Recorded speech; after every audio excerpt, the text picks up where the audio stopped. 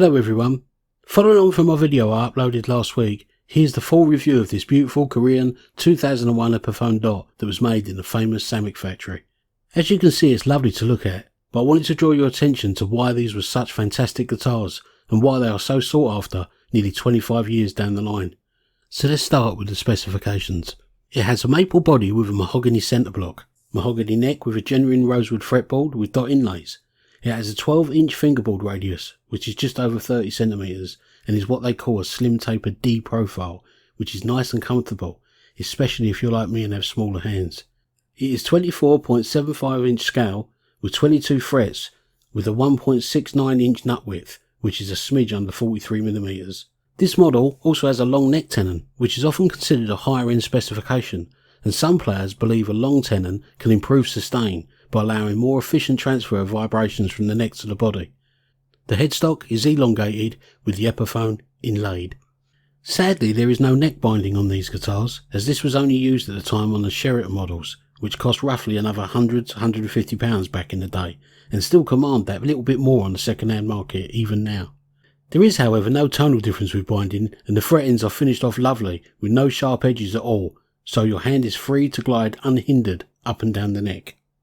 Now the electrics are very good on these models. They have the full-size alpha pots installed from factory, although I have read that this is not the case for all of these models, but I've had a few of these pass through my hands and all had the full-size pots, and this is no exception. The pickups are Alkino Classic and Classic Plus humbuckers, and they were shipped with what they call bell volume and tone knobs, but I've changed these to the Classic top hat knobs, which I think are a vast improvement and easier to adjust whilst playing. The bridge pickup is quite meaty and reads 8.50. The neck pickup, which is responsible for its much more mellow tone, reads a little less at 8.14, and the middle position, just for the crack, is 4.16. It has the usual Tune-O-Matic bridge with stop bar, tailpiece, 3-ply black pickguard with the E emblem, and originally these would have come with 16.1 ratio Grover Rotomatic tuners. Now again, on the specifications, it always states that these were issued with the Grover tuners. Quite a few of these models were sold from stock with 18.1 Wilkinson tuners, which this one has, and they look and feel fantastic. I just wanted to give you a bit more information, as there does seem to be quite a few sound sample videos on YouTube, but not much information about these guitars. As you can see, this is a lovely cherry red example, but these were also released in an array of colours, including ebony, natural and vintage sunburst. Now, taking all of these features into account, it's no wonder why these Korean guitars were lauded on release, and are still now regarded as the golden era of the modern Epiphone guitar, especially as Epiphone later went through a period of cost cutting for a number of years, which to be fair also affected many guitar brands. In my opinion, the only real contender to these are the Epiphone Inspired By series, which demand a higher price even on the second-hand market. These Korean made 335 dots have always been a lot of guitar for the money, with the look, feel and tone of a guitar considered to be in a much higher price bracket.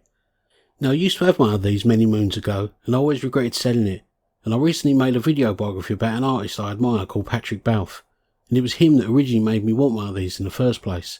So I thought I'd give you a taste of how lovely this guitar sounds in a mix of a song Patrick wrote and performed along with Mark Donovan with his last band called the Carnations.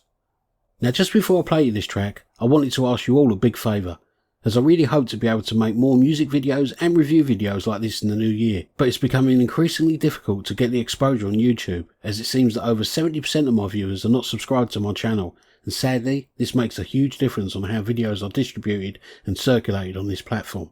This platform now seems to be just draining people of all their creative efforts for little or no support, so please, if you do like the content I create, then take a second to like and subscribe to my channel, as this will help me more than you could ever realise to make more videos for your enjoyment and pleasure. But as always, thanks very much, and a very Merry Christmas and a Happy New Year to you all.